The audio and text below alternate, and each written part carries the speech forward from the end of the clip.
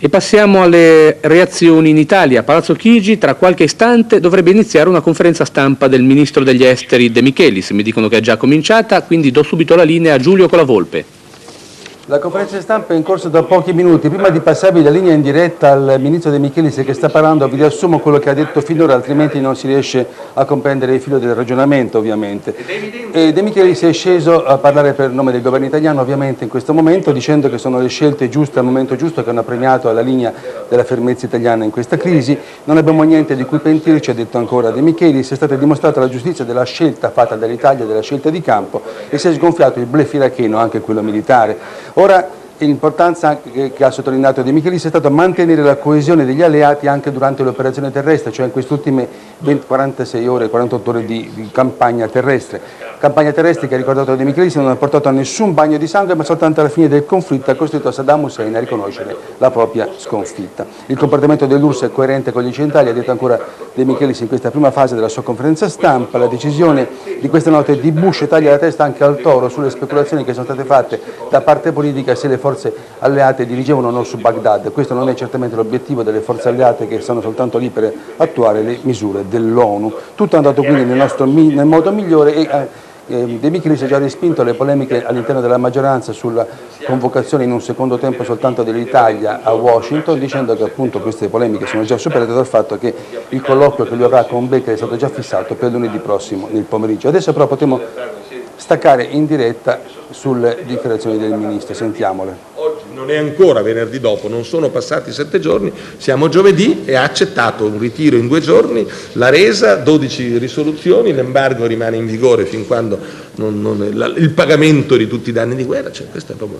Quindi il bluff Saddam Hussein è stato sgonfiato fino in fondo, cosa molto importante anche per il mondo arabo, per poter poi riparlare un linguaggio costruttivo, cooperativo anche col mondo arabo, che credo oggi veda molto prima di qualche giorno fa in Saddam Hussein questo potenziale eroe. In realtà il mondo arabo oggi vede quale disastro per il mondo arabo, per l'Iraq, per il popolo palestinese la folle iniziativa irachena abbia realizzato. Quindi questi bilanci li faremo. Naturalmente il fatto che si debbano fare questi bilanci e l'invito che io credo in ogni paese vada fatto, a ogni cittadino responsabile, a ogni forza politica, di fare l'autocritica e di rileggere bene quello che è successo per capire.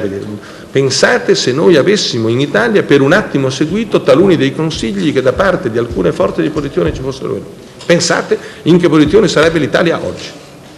E ci riflettano quelli che hanno fatto queste cose, ci riflettano fino in fondo, perché in un sistema democratico conta molto anche la possibilità di potersi parlare con onestà intellettuale, con franchezza, e anche poter chiedere l'autocritica da parte di chi, non dal ragionamento di altri, ma dall'evidenza dei fatti, viene smentito così drasticamente e così, direi, tempestivamente. Però, ripeto, non possiamo fermarci a questo, occorre immediatamente procedere oltre. Il conflitto è finito, sta finendo, si avvia a finire, così come era stato auspicato, ma io voglio dirlo, questo è il senso di questa conferenza stampa, e l'Italia non lo dice da ora, lo dice da tempo. Il problema non era solo vincere il conflitto, non era solo ottenere il ritorno allo status quo ante, cioè al 1 agosto 1990, non era solo dimostrare che la violazione delle regole di principi della convivenza internazionale non paga, anzi porta alla giusta punizione, ma il problema era anche poi, e resta più che mai, quello di vincere la pace, come hanno detto. E come io mi sono permesso di dire più volte, vincere la pace si dimostrerà più difficile che vincere il conflitto, questo è un dato di fatto.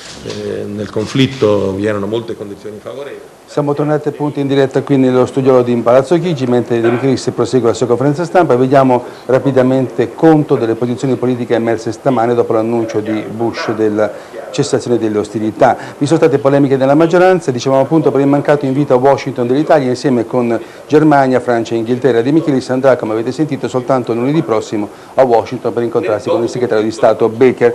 Ruolo di secondo piano per il nostro Paese, vista la partecipazione poco più che simbolica delle nostre forze armate. Il leader repubblicano Giorgio La Malfa stamane non aveva dubbi, l'esclusione dell'Italia dalle prime consultazioni a caldo sul dopoguerra è dovuta agli ondeggiamenti, così li ha definiti, della linea del governo di Roma e soprattutto al troppo entusiasmo per la proposta di pace Gorbaciov, che era già morta prima di nascere.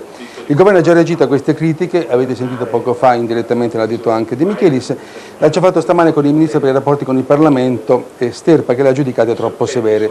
Il PRI però chiede ancora di sapere se gli alleati avevano chiesto all'Italia anche un contributo di forze terrestri e se l'Italia lo ha negato perché. Le polemiche ovviamente non offuscano il senso generale di sollievo espresso al Senato da Spadolini, dal governo per il ministro della difesa Rognoni, il cui primo pensiero va ai marinai e ai piloti impegnati nel Golfo e a tutte le vittime dell'aggressione irachena.